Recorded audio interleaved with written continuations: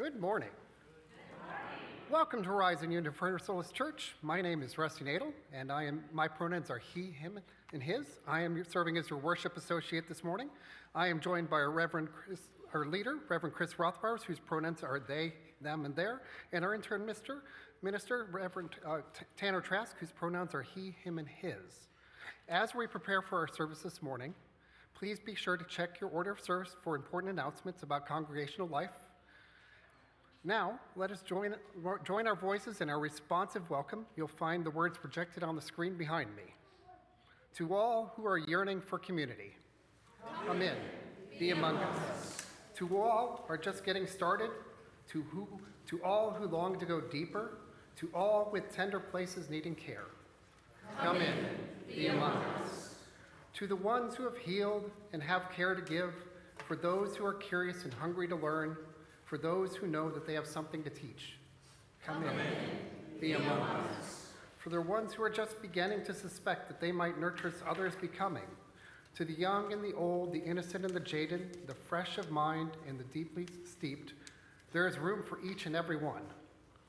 Come in, be among us. Whoever you are on your spiritual journey, no matter who you are, the people you love, how you look, what you can or cannot do, you are welcome here, just as you are in this community of care and concern.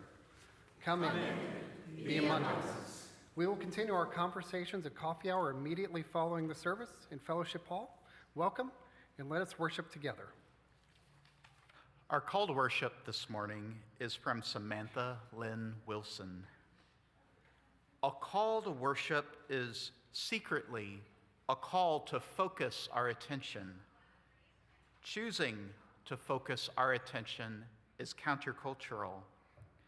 Daily, we are called to worship at the altar of many devices, surveillance systems we take lead over our every waking moment.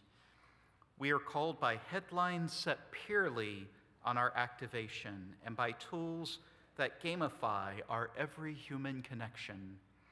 We are not called, we are led. We are not led, we are entrapped. Instead, here, we practice being called. We are called to bring our attention to the altar of unpredictable human relatedness.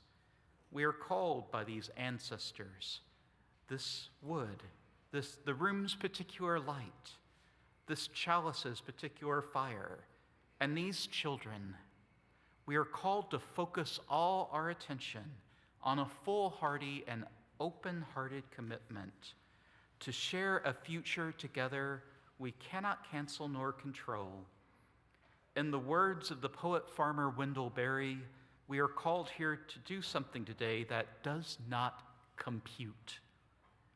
Spirit of life, call our collective attention to this precise moment, the threshold between then and now, the moment upon which we hang our honest promises like portraits, chiseled and framed by our own hands, imperfectly and together. Come, let us worship together.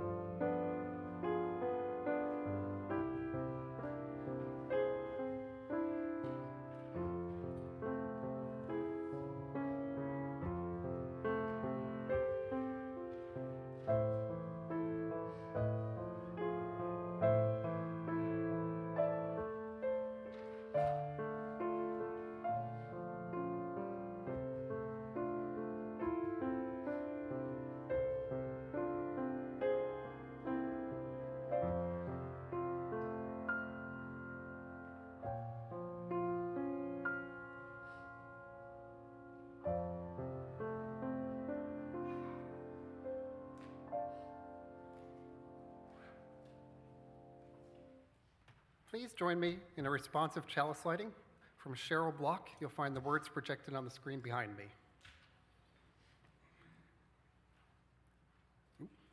not? Okay. Let's do it a different way. I'll lead you. In this sacred place. Let us be still in the quiet. In this sacred place. Let our hearts open as a butterfly's wings. In this sacred space. May the glow of this light shine within us.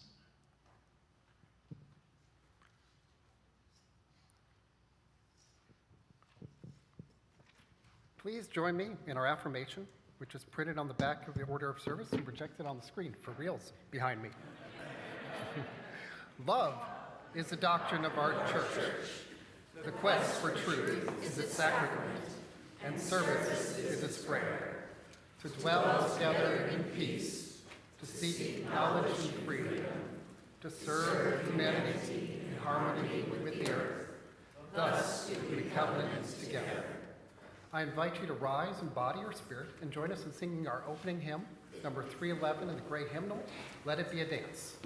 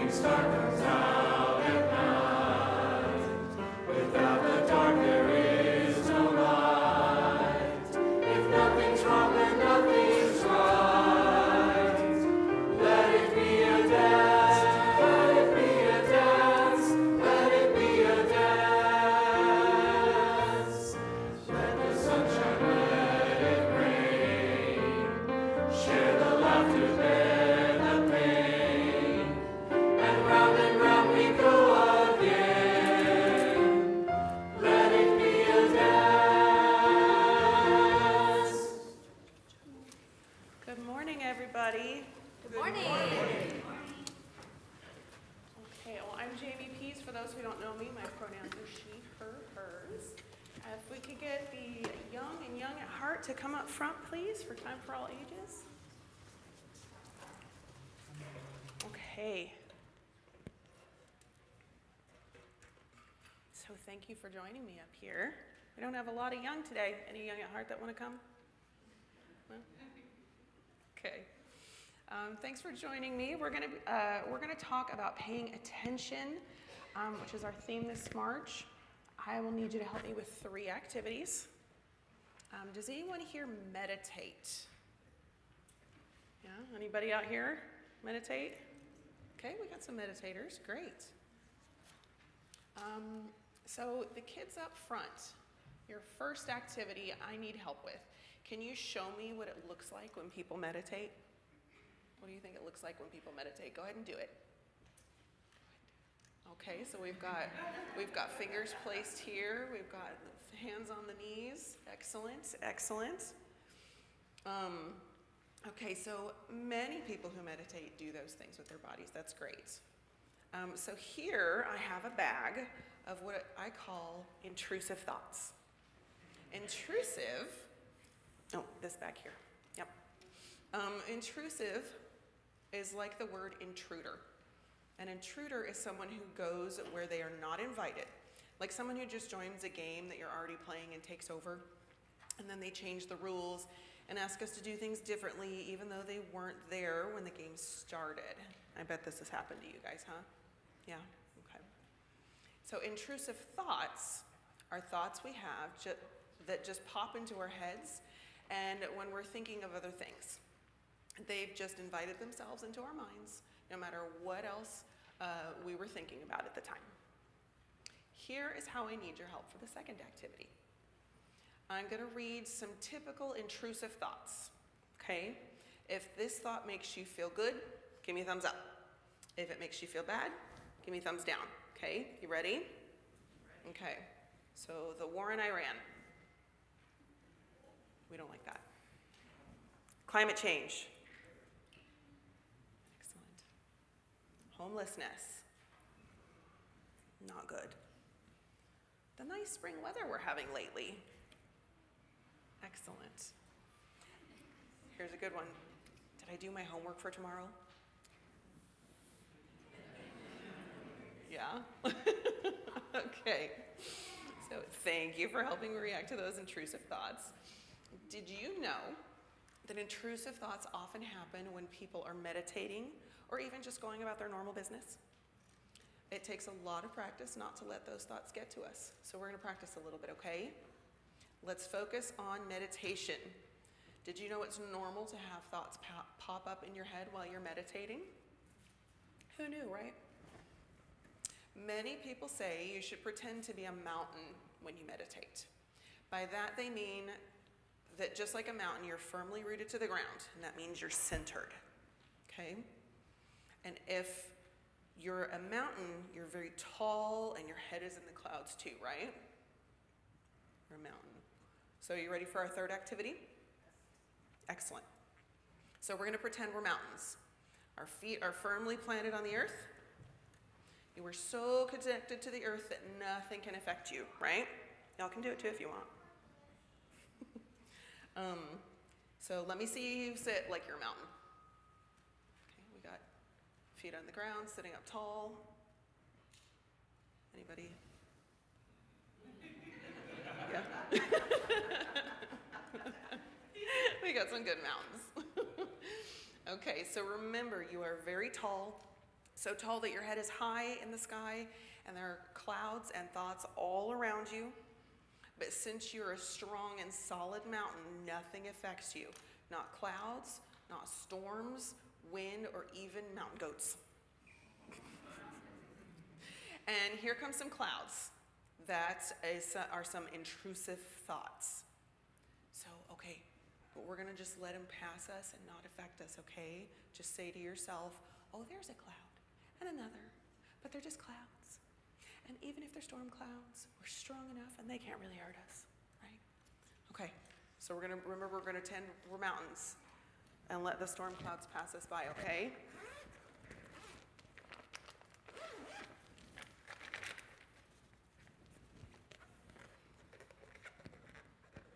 Climate change. You hear big tall mountains.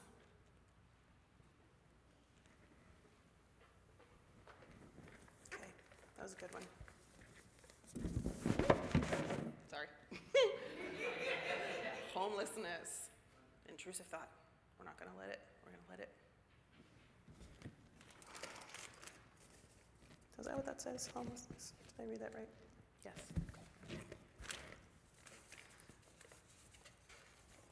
Okay. Focus on your mountain. Nice spring weather. it's a nice one, but still, we want to focus. Let's see. What else do we have in here? Homework. Some people like homework. Did you know that? Do you guys like homework? I didn't either. It's okay. It's helpful, though. Okay, last one. You're being great mountains. We got one more to get through. One more intrusive thought to ignore. The war in Iran. Excellent. Okay. Stay.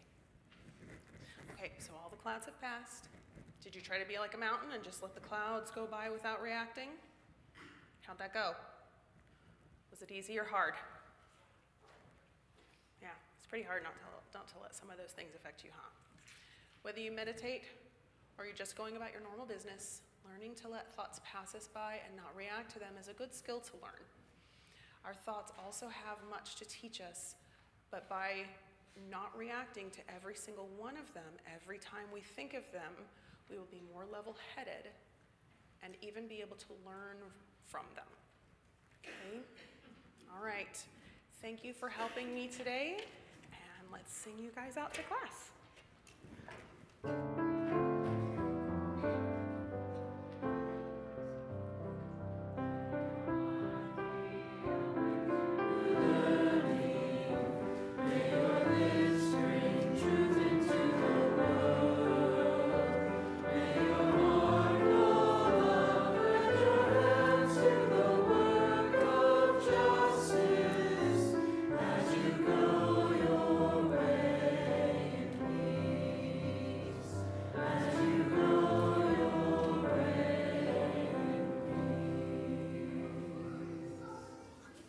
Let us take a moment to honor the ancestors of this church, the people who came together to create a home for liberal religion here in North Texas, who worked to raise money for a building, who sat in committee meetings and created bylaws, who chopped and marinated and baked for potlucks, who painted and weeded and pounded nails and washed countless dishes, who gathered to worship, to learn, to grieve, to heal, to serve, to build justice, and to transform their lives in this world.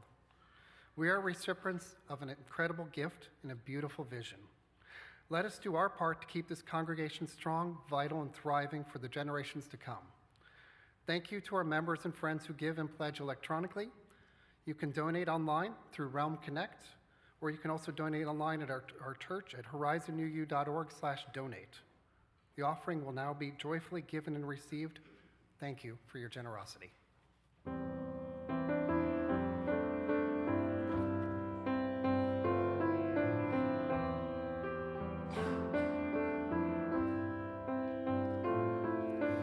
Let this be a house of peace, of nature and humanity, of sorrow and elation. Let this be our house, a haven for the healing, an open room for question and our inspiration. Let this be a house of peace. Let this be a house of peace. Let this be a house of freedom, guardian of dignity and worth held deep inside us. Let this be our house, a platform for the free voice, where all our sacred differences here shall not divide us. Let this be a house of peace. Let this be a house of peace. Let this be a house of peace.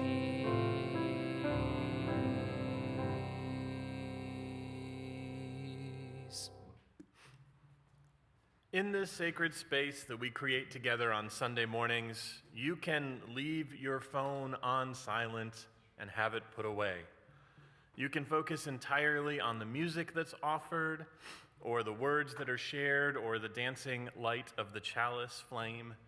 Here, there's nothing else demanding your attention. It's kind of nice, isn't it? It's kind of like watching a movie in a movie theater, especially before cell phones came around. And there's a movie that makes me think a lot about mindfulness, and that's The Seven Samurai, directed by Akira Kurosawa. Minor spoilers ahead for a 70-plus-year-old movie. Fair warning.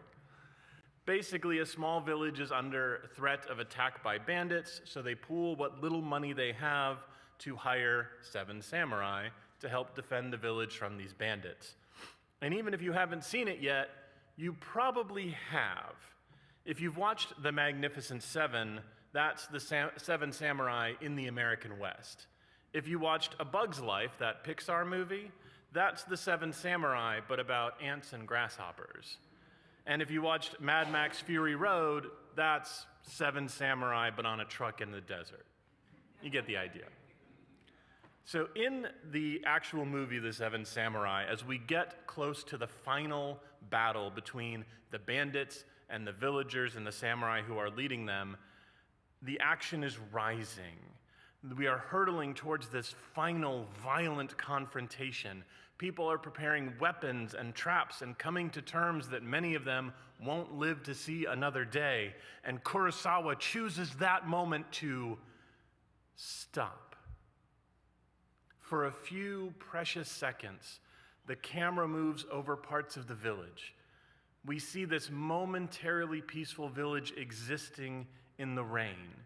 He is choosing to refocus our attention on what is truly at stake here, what is truly important, the safety of the village.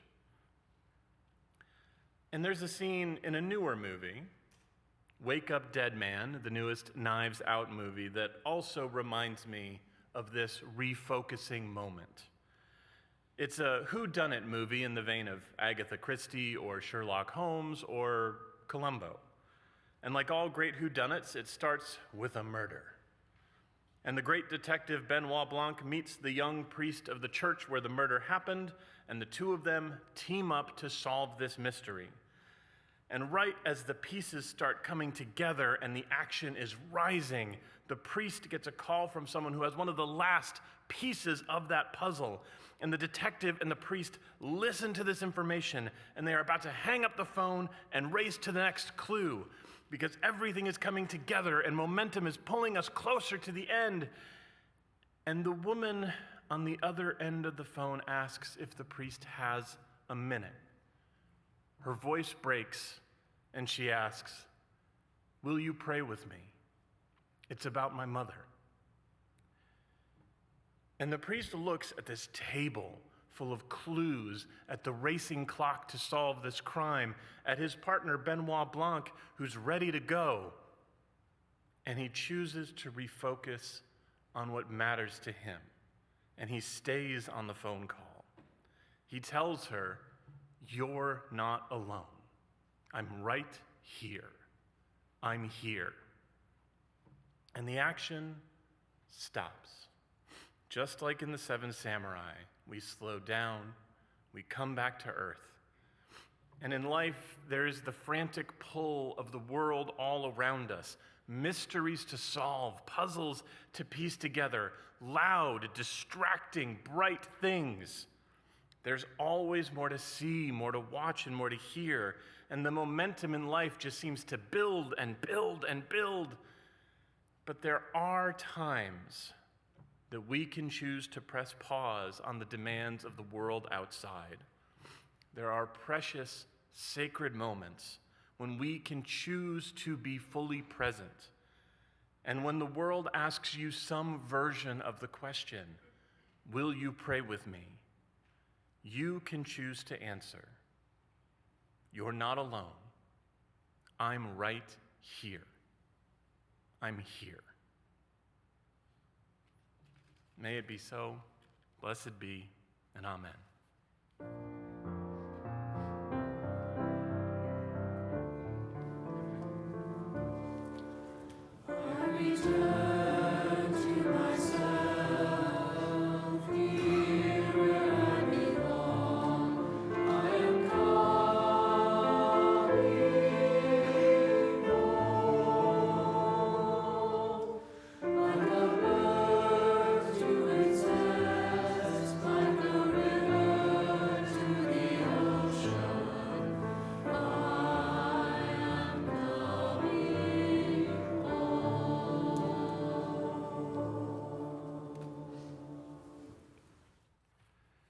We now take time to honor the sorrows and joys of this community, knowing that we are all interconnected and that what affects one affects us all.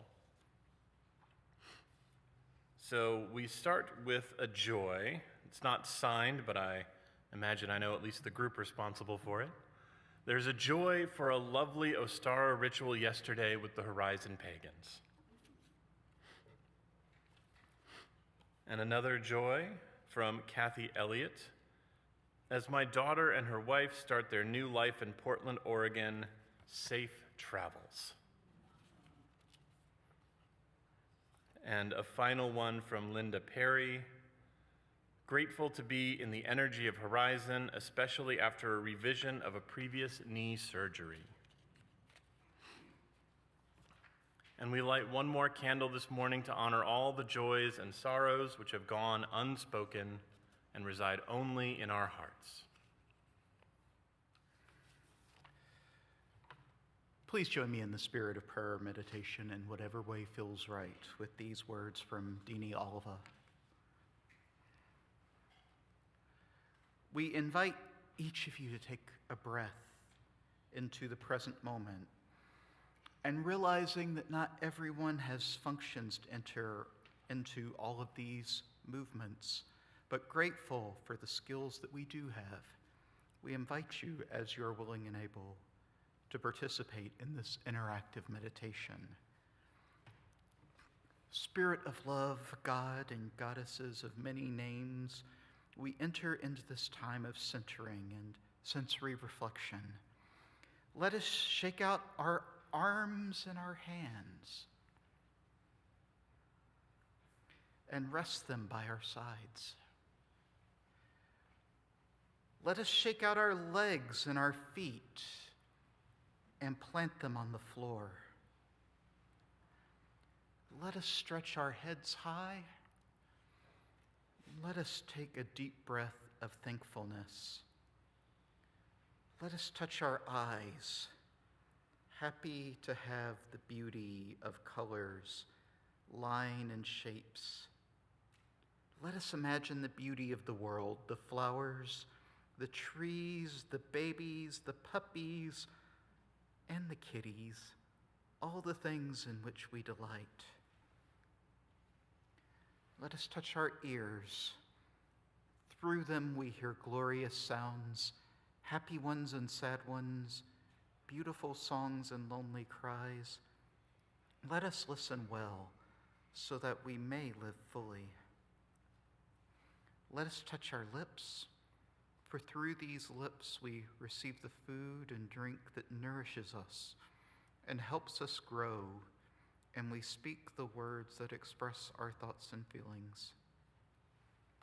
Let us touch our hearts, for it is our hearts that we know and share love. And let us feel the world around us. In our imagination, let us experience the wind that cools us, the sun that warms us, and the rain that nourishes the earth and cleanses us all. The beauty of life is all around. Let us softly say, each in our own way, thank you. Thank you, Spirit of life. Thank you, nature. Thank you, world. And may we smile in delight.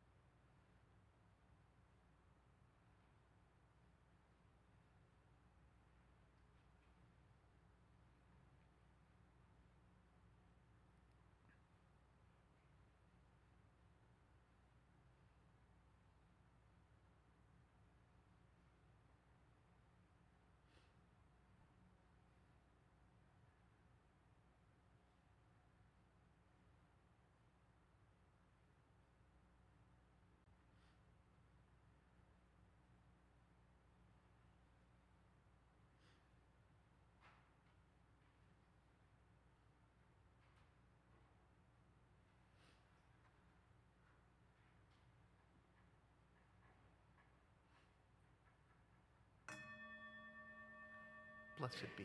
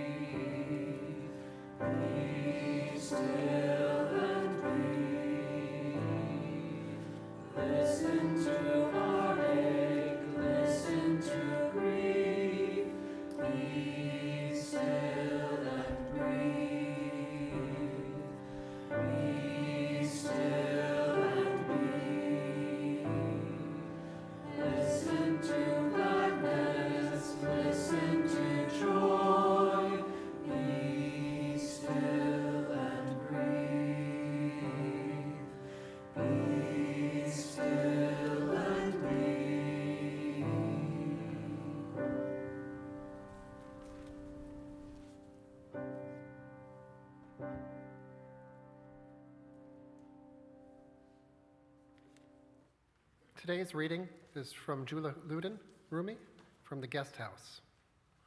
Darling, the body is the guest house. Every morning, someone new arrives. Don't say, oh, another weight around my neck, where your guest will fly back to nothingness. Whatever enters your heart is a guest. From the invisible world, entertain it well. Every day and every moment, a thought comes, like an honored guest into your heart. My soul, regard each thought as a person, for every person's value is the thought that they hold. If a sorrowful thought stands in the way, it is also preparing the way for joy. It furiously sweeps your house clean in order that some new joy may appear from the source. It scatters the withered leaves from the bough of the heart in order that fresh green leaves might grow. It uproots the old joy so that a new joy may enter from beyond. Sorrow pulls up the rotten root that was veiled from sight. Whatever sorrow takes away or causes the heart to shed, it puts something better in its place, especially for one who is certain that sorrow is the servant of the intuitive. Without the frown of clouds and lightning, the vines would be burned by the smiling sun. Both good and bad luck become guests in your heart, like planets traveling from sign to sign. When something transits your sign, adapt yourself and be as harmonious as its ruling sign, so that when it rejoins the moon, it will speak kindly to the Lord of hearts. Whenever sorrow comes again, meet it with smiles and laughter and saying, "Oh, my Creator, save me from its harm and do not deprive me of its good. Lord, remind me to be thankful. Let me feel no regret if its benefits passes away. And if the pearl is not in sorrow's hand, let it go and still be pleased. Increase your sweet practice. Your practice will benefit you at another time. Someday, you will need to be suddenly fulfilled."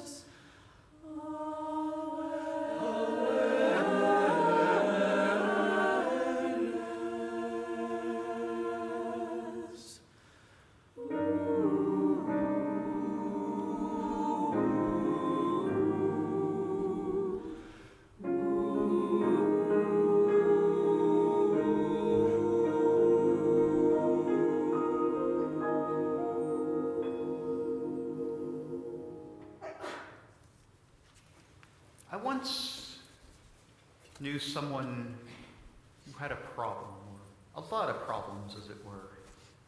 Try as they might, they couldn't achieve satisfaction in life.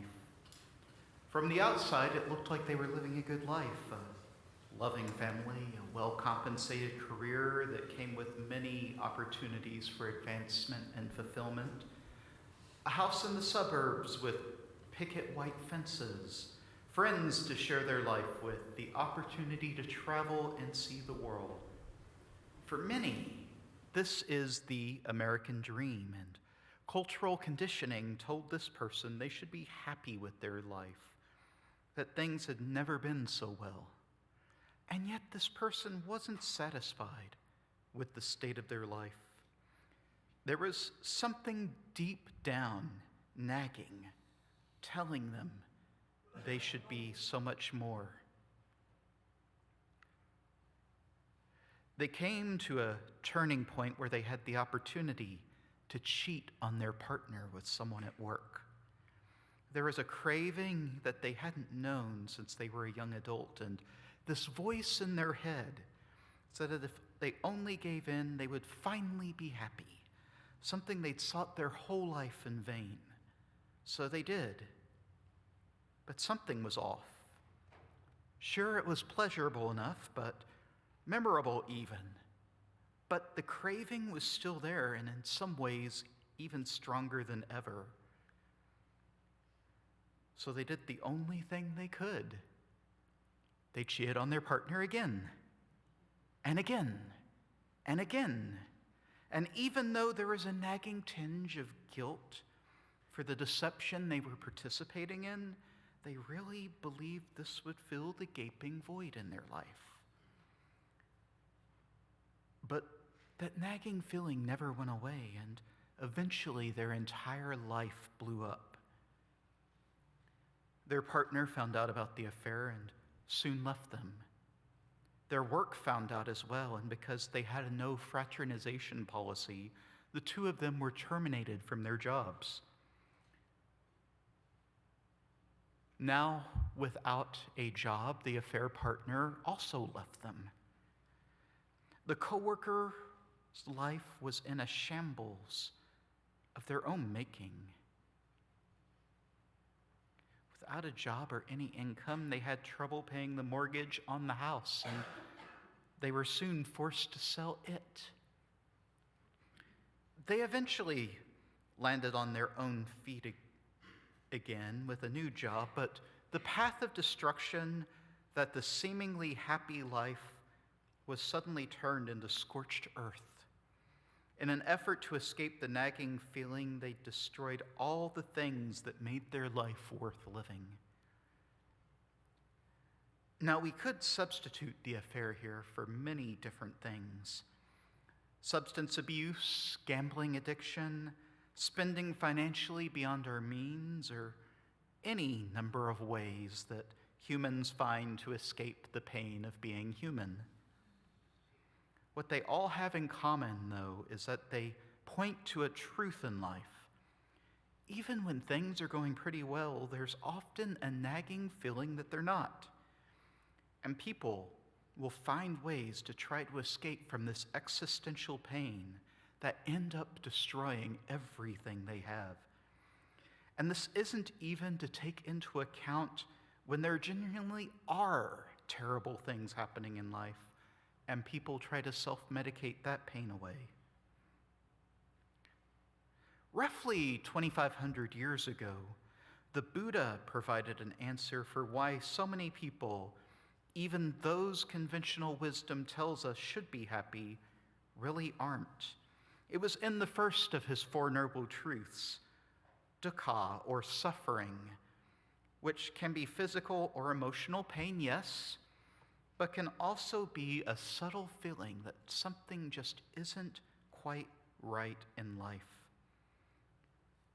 People will do anything they can to escape this feeling, to make it go away, to live what they believe will be a life that is much happier than the one they currently live. And the second noble truth tells us why this is. Samudaya, or craving, and attachment.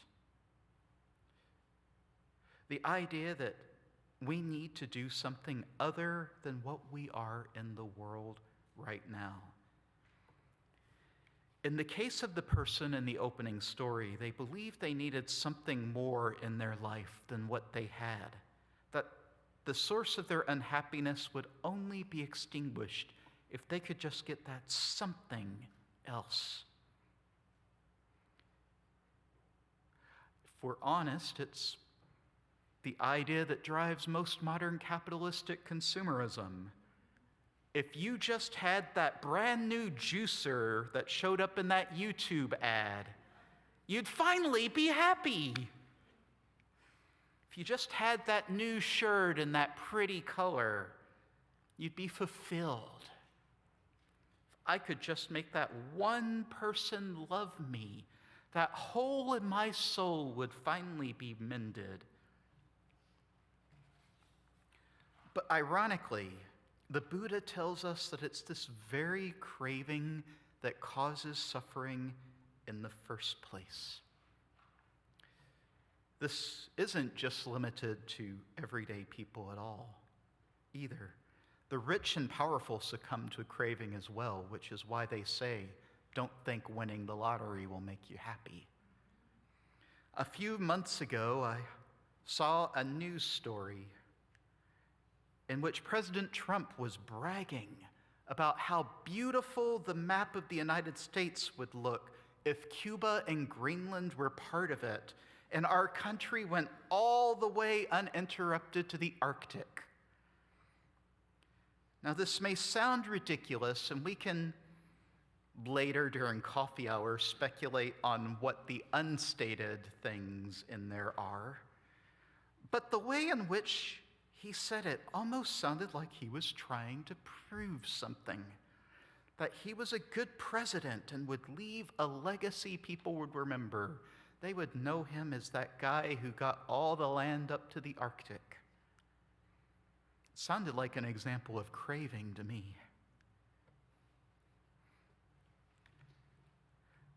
This craving is what the 13th century Sufi poet Jalaluddin Rumi was talking about in his famous poem, The Guest House. Darling, the body is a guest house, he said. Every morning something new arrives.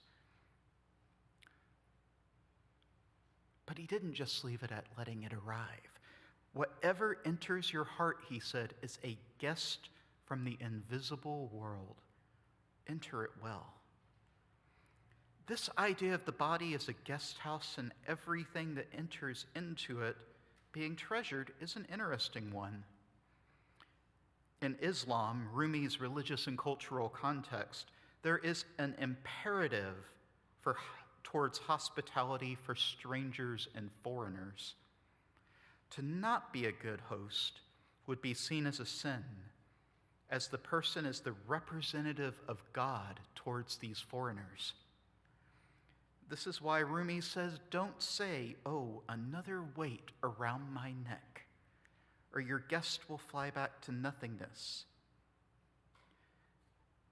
He believed that this guest, this craving, was not a burden, and failure to treat it with the love it deserves would be missing out on the opportunities for growth it may provide, uncomfortable as those opportunities might be.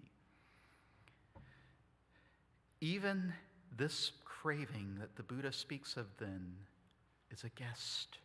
Every day and every moment a thought comes, Rumi continues, like an honored guest into your heart. My soul, regard each thought as a person, for each person's value is the thought they hold. There's a sense of trying to push the craving away. But what would happen if it was embraced as a teacher? What the poet is describing here is a form of mindfulness, of being present to whatever comes up in the heart. It is essentially this: whatever a person is doing, they are aware that they are doing it and welcoming the thoughts and sensations that come with it. If I'm washing dishes, I'm simply present in the dishes and not thinking about what I need to do before I go to bed. And if I'm feeling that sense that something isn't quite right in my life, rather than trying to push it out or extinguish it, I welcome it into my heart and ask what it needs from me in this moment. Sometimes it might have a teaching to offer. Other times it might be that unwelcome guest who takes up too much of our time and we're ready to leave town. You know who I'm talking about. I heard some uncomfortable laughter. But what they each have in common is that they're a part of the reality as it is in the present moment, and whether we like them or not is less important than that we work with them while they are here. Now, here's the mistake many people make in this, in applying cosmic significance. As a chaplain, I was given several phrases not to use with patients ever for any reason. One of them was, God must have a plan for my pain. There is a lot of meaning that can be made out of the difficult parts of one's life, but I don't believe there's some God cosplaying as being all good while allowing their worshipers to endure pain and suffering just to learn some lesson in kindness. So when Rumi talks about the guests coming to sweep away and prepare for something else, I don't think he meant that God is inflicting us with it. And I don't think he meant we have to necessarily like it. Raise your hand if you liked every teacher you've ever had in life from kindergarten to college.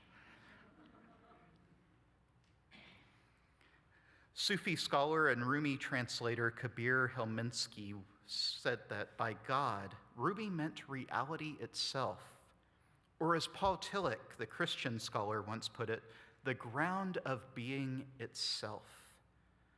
By this, there's an implication that inviting the guests in is simply accepting reality as it is and working with it on its own terms, rather than engaging in a futile battle to change what we don't have control over.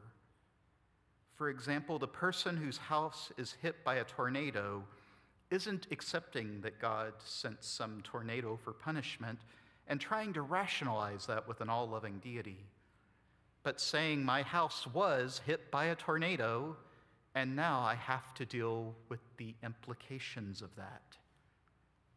Accepting it, even if it's not what they hoped for, while looking to the future of what might be. Or as my friend, the pagan John Beckett, once put it, evil happens because shit happens and humans aren't the center of the universe. There's another truth here. Mindfulness reminds us of the wisdom that joy could not exist without sorrow. There would be words for neither if they didn't both exist simultaneously. They would merely be the way things are. The tornado reminds us, the person, what is truly precious in life. The death of a loved one reminds us of the fragility of life and to love the people around us. They aren't some part of some plan to make us suffer. It just is the way things are, and if I knew the solution to make them go away, I would. I don't like doing funerals, but it is the way it is. What would it mean to welcome it all? The joys and sorrows, the things we want to do and the annoyances, and treat them each as treasured guests, bringing out only the best for them. It doesn't mean we won't be ready to go back for them to go back home when hopefully they're done with us.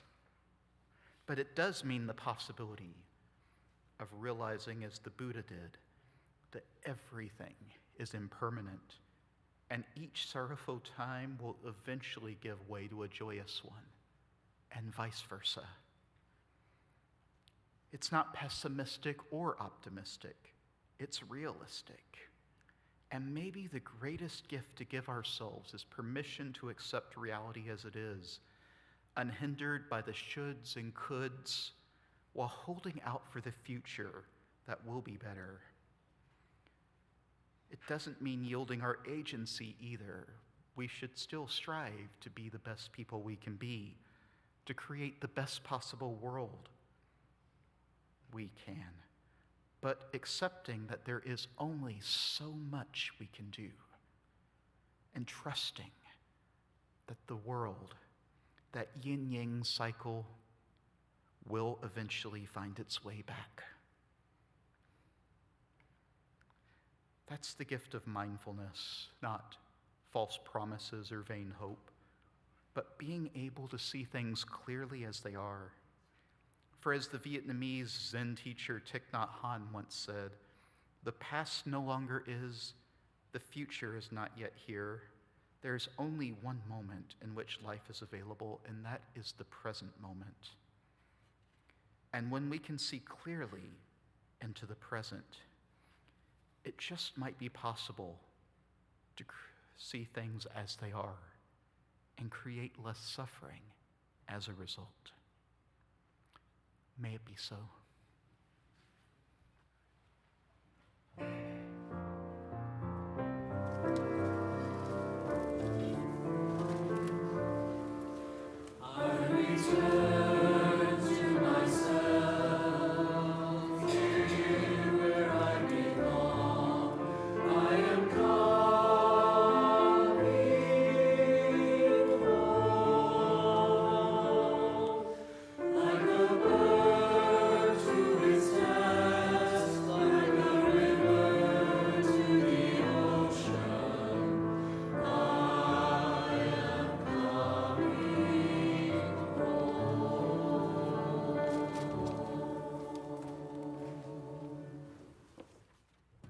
We extinguish this chalice, this flame, but not our commitment to welcome radically, love boldly, grow spiritually, and serve courageously. This we do because we believe in a loving community, filled with compassion, helping all to thrive in a just world. I would like to invite you to rise, embody our spirit, and join us in singing our closing hymn, number 354 in the Gray Hymnal, "We Laugh, We Cry."